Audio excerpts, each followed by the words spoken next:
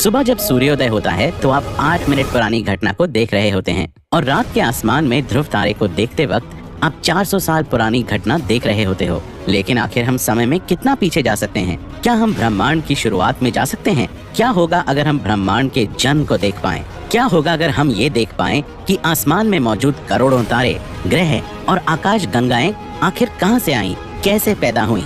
और क्या होगा अगर मैं कहूं कि हमारा आसमान खुद एक टाइम मशीन है जो लगातार हमें अपने पास्ट को दिखा रही है, और इस टाइम मशीन से हम ब्रह्मांड की शुरुआत में जाएं तो हम ब्रह्मांड के जन्म को भी देख सकते हैं। ये कोई कल्पना नहीं बल्कि एक सच है, और हम सच में जा रहे हैं अपनी टाइम मशीन में बैठकर रात के आसमान को चीरते हुए देखने ब्रह्मांड की शुरुआत को। 0 सेकंड से हुई वो हर घटना जिसने हमें आज यहाँ तक पहुँचाया है। तो चलो चलते हैं समय के पिछले 13 अरब साल पहले।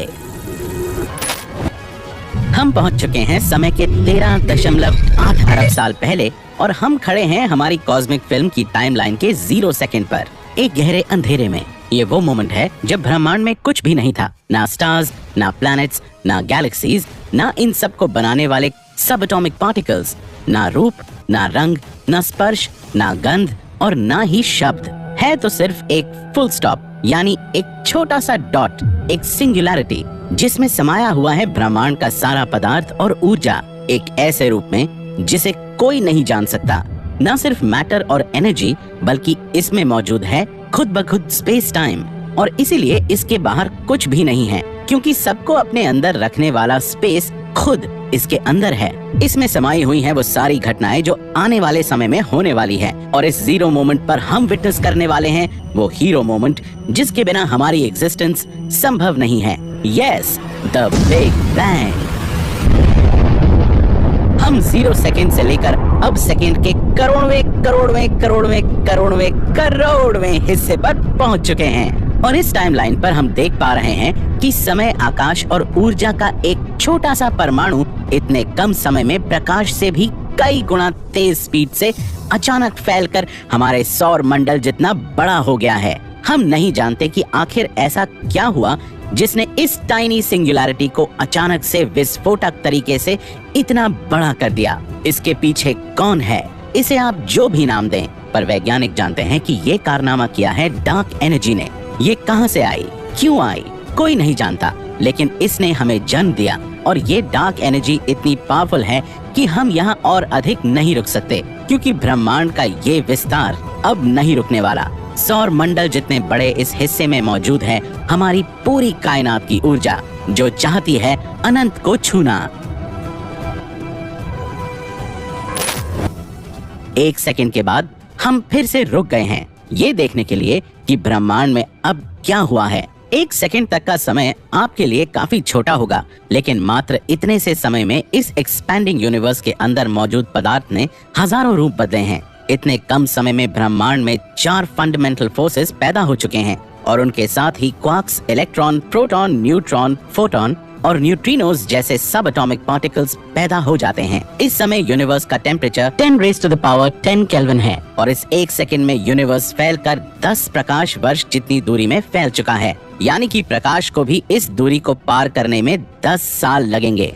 इस एरिया में पदार्थ का एक ऐसा प्राइमोर्डियल सूप भरा है जो आगे चलकर स्टार्स, गैलेक्सीज, प्लैनेट्स और लाइफ यानी हम सब को पैदा करेगा। हमारी कॉस्मिक फिल्म को फास्ट फॉरवर्ड करने पर हम देखते हैं कि यूनिवर्स अब काफी तेजी से फैल रहा है, और तेजी से फैलते इस यूनिवर्स के अंदर मैटर और एंटी मैटर का भयानक युद्ध चल रहा है। समय की इस शुरुआत में हर पार्टिकल के 2 रूप पैदा हुए हैं, मैटर और एंटी मैटर, और ये दोनों लगातार एक दूसरे से मिलकर ऊर्जा में बदलते जा रहे हैं। यूनिवर्स लगातार फैल रहा है, जिससे टेम्परेचर लगातार कम होता जा रहा है, और इस बीच खरबों मैटर और एंटी मैटर के पार्टिकल्स का युद्ध चल रहा है।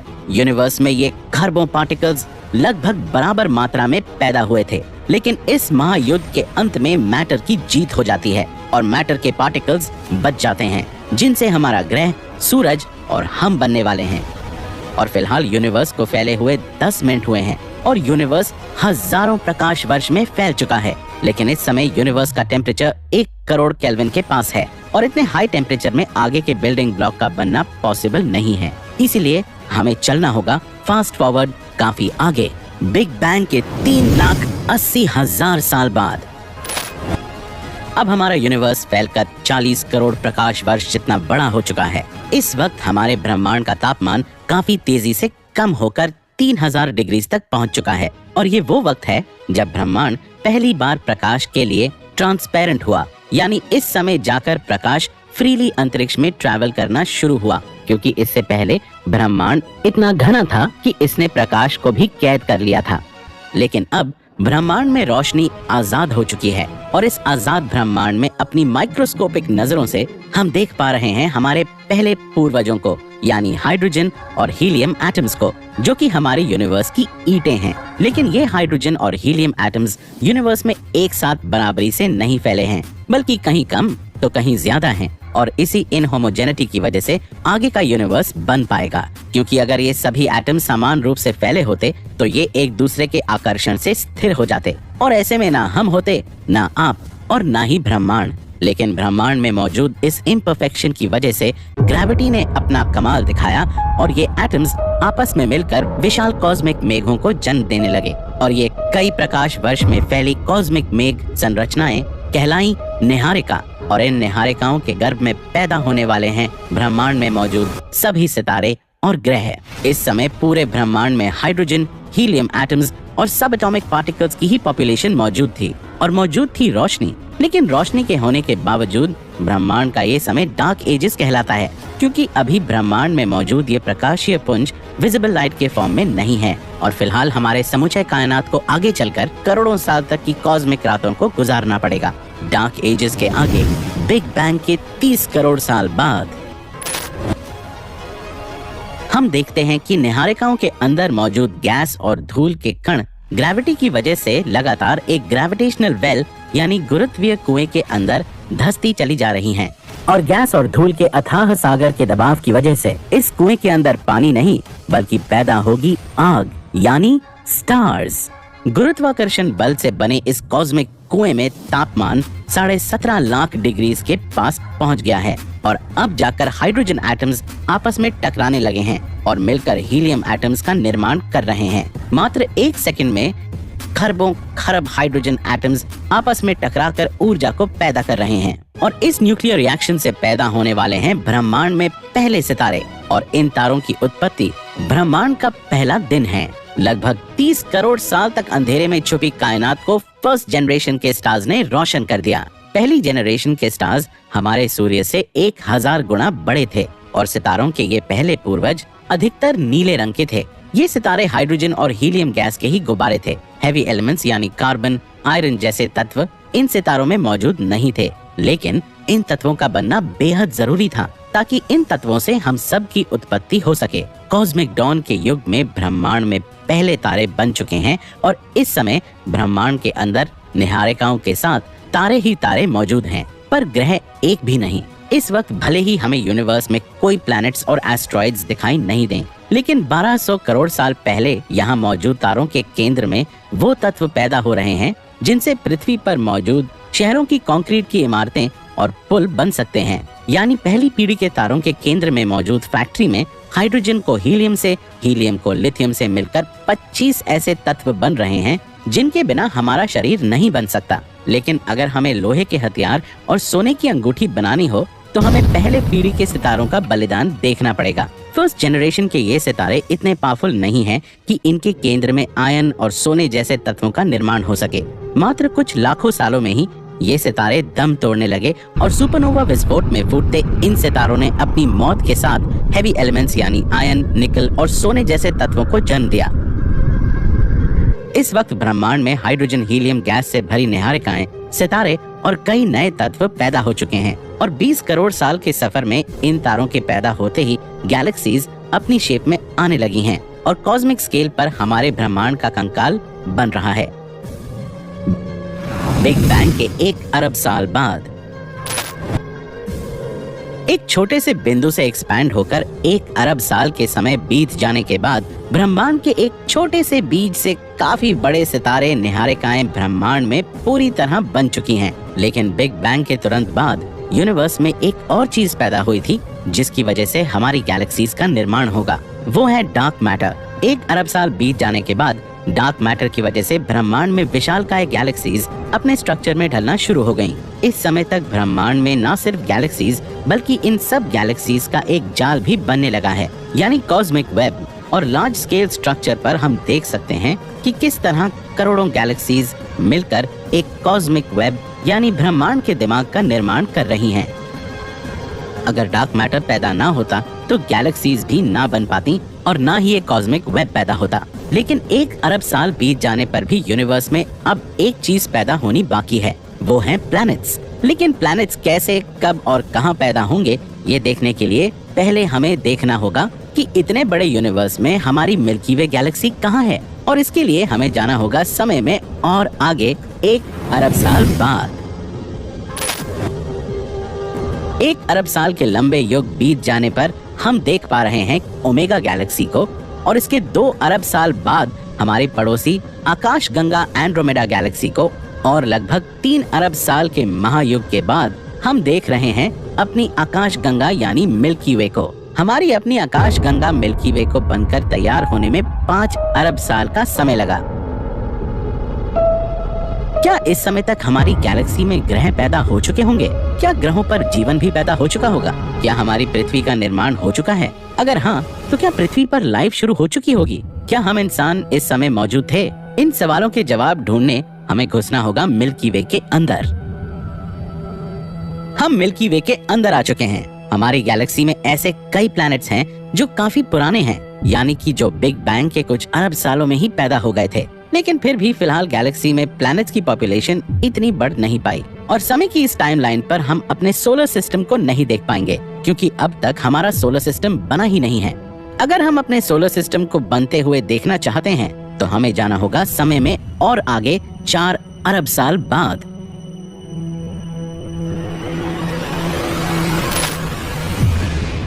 बिग बैंग के बाद अब तक 9 अरब साल बीत चुके हैं, और हमारे सामने मौजूद है धूल और गैस का एक काफी बड़ा समंदर, जो कि 1 प्रकाश वर्ष जितने एरिया में फैला हुआ है। इस समंदर से कुछ प्रकाश वर्ष दूर अचानक से इस समय एक ऐसी घटना होती है जो हम सब की उत्पत्ति का कारण बनती है। अंतरिक्ष में 1 प्रकाश वर्ष दूर अचानक एक सितारे में एक महाविस्फोट होता है, और इस महाविस्फोट की वजह से कंकड़ पत्थर और गैस के महासमंदर में अचानक से हलचल पैदा हो जाती है। जहां पहले गैस और धूल से लबालब भरा ये बादल करोड़ों साल तक शांत था, अब इस विस्फोट के चलते ये समंदर अपने ही अंदर दहने लग जाता है, और इस वजह से गुरुत्वाकर्षण बल के चलते इस कॉस्मिक बवंडर के केंद्र में हमारे सूरज का निर्माण होता है, और सूरज के साथ सोलर सिस्टम के बाकी ग्रह भी पैदा हो जाते हैं। ये सब होने में कई करोड़ सालों का समय लगा, लेकिन ब्रह्मांड का इतिहास यहाँ आकर खत्म नहीं होता, बल्कि हमारी असली कहानी तो यहाँ से शुरू होती है,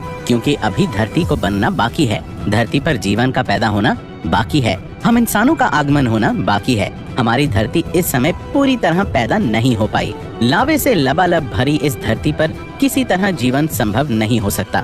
हमारी पृथ्वी को अगले 4 अरब साल में कई परिवर्तनों से गुजरना पड़ेगा, तब जाकर ये आग का गोला हमारी आज की पृथ्वी जैसा बनेगा। किस तरह धरती पर जीवन पैदा हुआ, 4.5 अरब साल के पूरे इतिहास को जानने के लिए आपको जाना होगा समय यात्रा के अगले पड़ाव में। मैं मिलता हूँ आपसे 4.5 अरब साल बाद, यानी प्रेजेंट मोमेंट में। तब तक के लिए आप हमारे बाकी बचे इतिहास की सैर कर सकते हैं।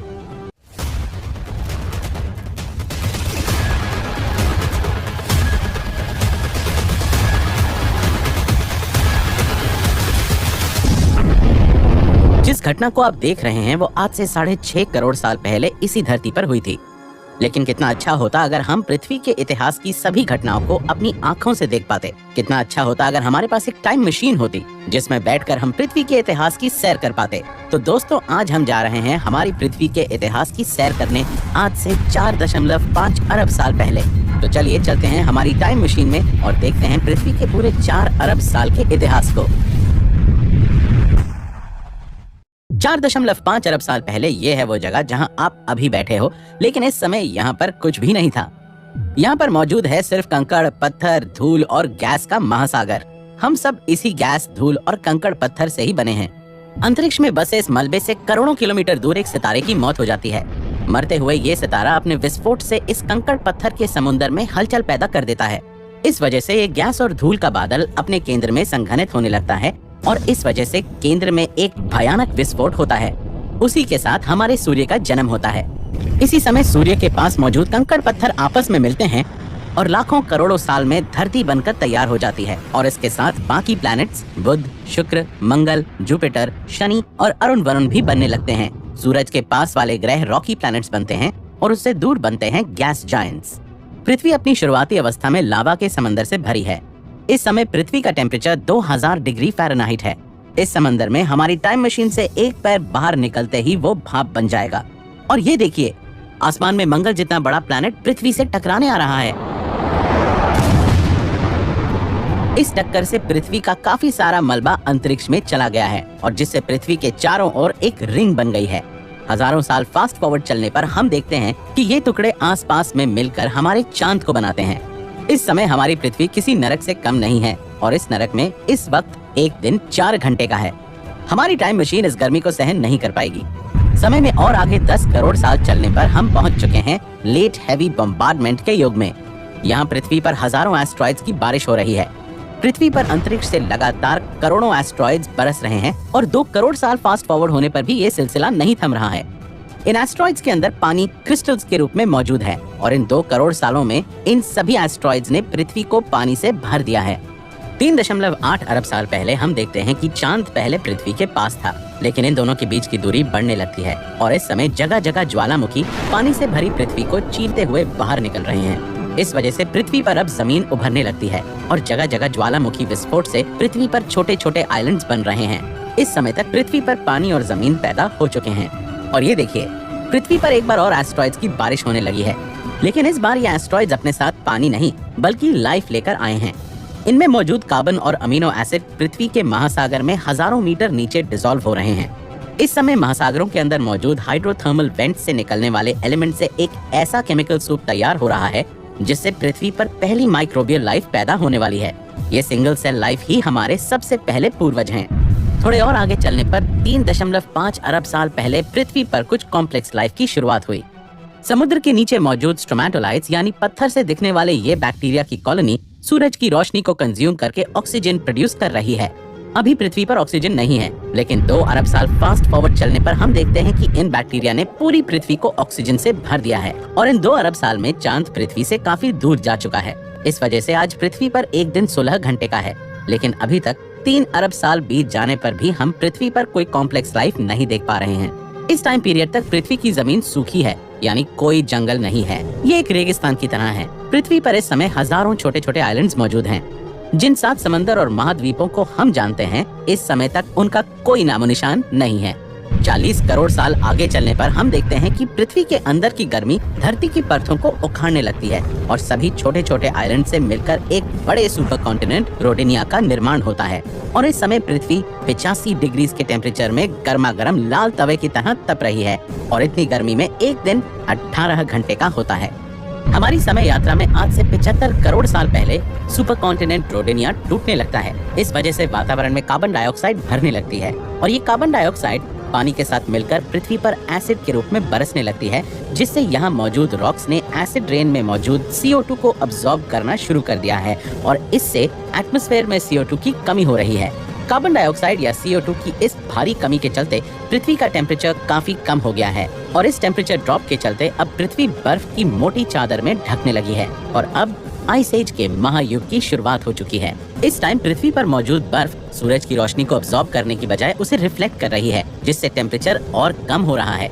जहाँ पृथ्वी कभी शुरुआत में लावा के समुद्र से सनी हुई थी, वहीं यही पृथ्वी अब बर्फ की कैद में आ चुकी है। 1.5 करोड़ साल आगे चलने पर भी पृथ्वी बर्फ की कैद से आजाद नहीं हुई है। थोड़ी और आगे चलने पर हम देखते हैं कि पृथ्वी पर जगह जगह ज्वालामुखी फटने लगे हैं और ये ज्वालामुखी एटमॉस्फेयर में करोड़ों टन CO2 को रिलीज कर रहे हैं। पृथ्वी पर फिर CO2 बढ़ रही है। इस कारण से पृथ्वी का टेम्परेचर अब फिर से बढ़ रहा है और अब लाखों सालों के सफर में हम देख पा रहे हैं कि पृथ्वी बर्फ की कैद से आजाद हो रही है। इस समय तक बैक्टीरियल लाइफ किसी तरह सर्वाइव करती गई और 55 करोड़ साल पहले पृथ्वी के समुद्र तल पर लाइफ इवॉल्व होने लगी। इस वक्त समुद्र तल में बड़े बड़े जीव पैदा होने लगे हैं, लेकिन अभी तक पृथ्वी की जमीन पर कोई लाइफ पैदा नहीं हुई है। थोड़ा और आगे चलने पर आज से 86 करोड़ साल पहले पृथ्वी पर मौजूद ऑक्सीजन और सूरज की रोशनी के बीच हुई केमिकल रिएक्शन से पृथ्वी पर ओजोन लेयर बनने लगी। ये केमिकल प्रोसेस 12 करोड़ साल तक चलती रही, जिससे पूरी पृथ्वी के चारों ओर ओजोन की मोटी परत बन गई और इस दौरान जमीन पर प्लांट लाइफ भी पैदा होने लगी। आज से 37 करोड़ साल पहले हम देखते हैं कि समुद्री जीवन अब जमीन पर हरकत करने लगा है, जिस वजह से आगे चलकर करोड़ों सालों में लैंड लाइफ पैदा होने लगी। इस समय हमें पृथ्वी पर कई विचित्र और बड़े जीव देखने को मिल रहे हैं। ये है बाज जितना बड़ा इंसेक्ट मेगान्यूरा और ये है बड़े बड़े मिलिपीड्स और स्पाइडर्स। इस दौर में ऑक्सीजन की मात्रा काफी ज्यादा होने की वजह से ये जीव इतने बड़े साइज के हैं। लाइफ जमीन पर पैदा हो चुकी है, लेकिन आगे चलने पर हम देखते हैं कि अचानक पृथ्वी की परतें उखड़ने लगी हैं। जगह जगह वोल्केनिक इरप्शन होने लगते हैं और हम देख सकते हैं कि किस तरह गोंडवाना आइलैंड में मौजूद इन जीवों की लाइफ खतरे में आ चुकी है। हम देख सकते हैं कि प्रकृति कितनी क्रूर है। हमें थोड़ा बचकर रहने की जरूरत है। पृथ्वी से निकलने वाले इस लावे से SO2 गैस रिलीज होती है, जो बारिश के साथ मिलकर सल्फ्यूरिक एसिड के रूप में बरस रही है।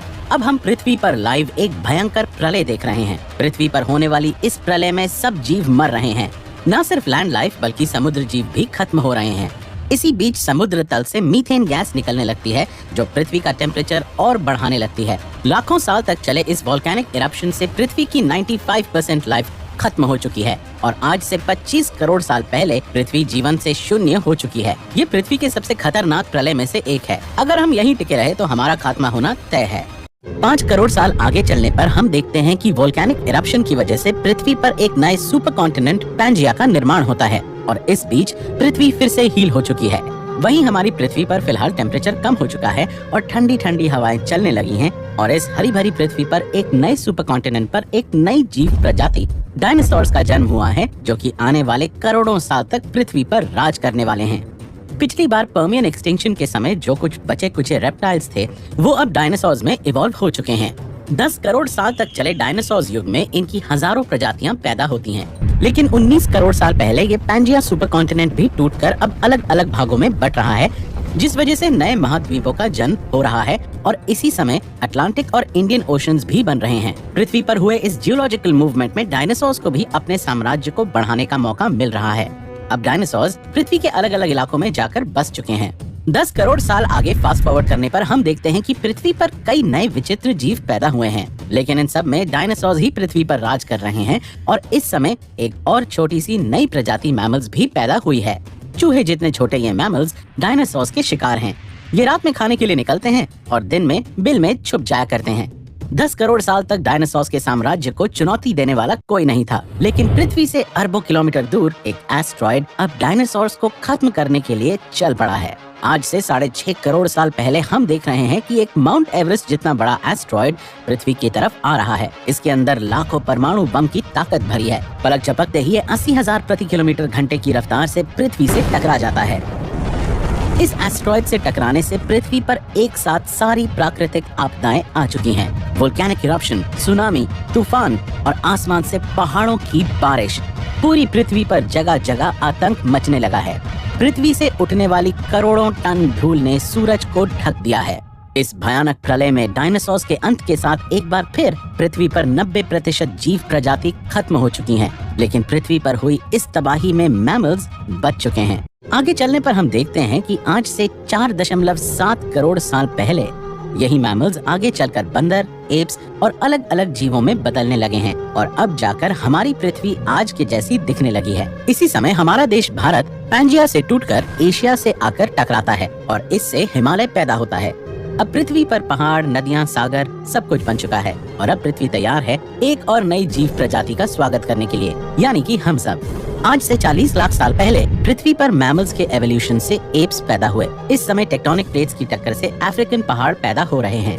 ये पहाड़ समुद्र से आने वाली हवाओं को रोक रहे हैं। इस वजह से मॉइस्चर की कमी पड़ जाती है और टेम्परेचर भी बढ़ रहा है, जिससे यहाँ सूखा पड़ चुका है। सूखा पड़ने की वजह से इन एप्स को खाने की तलाश में दूर जाना पड़ रहा है। इसीलिए इन्होंने 2 पैरों पर चलना शुरू कर दिया है ताकि ये दूर तक देख सकें और खाने की तलाश कर सकें। फास्ट फॉरवर्ड आगे चलने पर हम देखते हैं कि इन्हीं एप्स ने इवॉल्व होकर आज से 15 लाख साल पहले इंसानों की पहली प्रजाति होमो हैबिलिस पैदा हुई। ये इंसानों के सबसे पहले पूर्वज हैं और अगले लाखों सालों में हम देखते हैं कि हमारी कई प्रजातियां पैदा हुई। वहीं आज से 3 लाख साल पहले इंसानों की सबसे उन्नत प्रजाति यानी होमो सेपियन यानी हम इंसानों का जन्म हो चुका है। हमारी कई प्रजातियां जैसे कि होमो इरेक्टस और होमो निएंडरथाल अब लुप्त होने लगी हैं और इन लाखों सालों में हम होमो सेपियंस लगातार सर्वाइव करते जाते हैं। समय में अगले 3 लाख सालों में हम देखते हैं कि हमारे दिमाग का भी एवोल्यूशन होने लगा है और हम मॉडर्न होमो सेपियन यानी इंसान के रूप में बदलने लगे हैं। धीरे धीरे हम इंसान और विकसित हो चुके हैं। हमने आग का प्रयोग करना सीखा, हथियार बनाए, शिकार किया, कपड़े पहनना सीखा और हमने भाषा का आविष्कार किया। अब हम नए नए धर्म और मान्यताओं को मानने लगे हैं और इस तरह 3 लाख सालों में क्रमिक विकास के चलते आज हम इंसान विज्ञान और टेक्नोलॉजी के युग में पहुंच चुके हैं। आज वर्तमान में हमारी पहुंच धरती से समंदर और समंदर से अंतरिक्ष तक पहुंच चुकी है और अब पृथ्वी पर एक नई प्रजाति राज कर रही है। प्रकृति ने हमें दिमाग दिया है। हमारे पास सिर्फ 2 चुनाव हैं, इंसानी सभ्यता को पूरे ब्रह्मांड में बसाना या फिर डायनासोर्स की तरह एक्सटिंक्ट हो जाना। हम इंसानों का भविष्य क्या होगा ये हम नहीं जानते। आज हमने समय में अपने इतिहास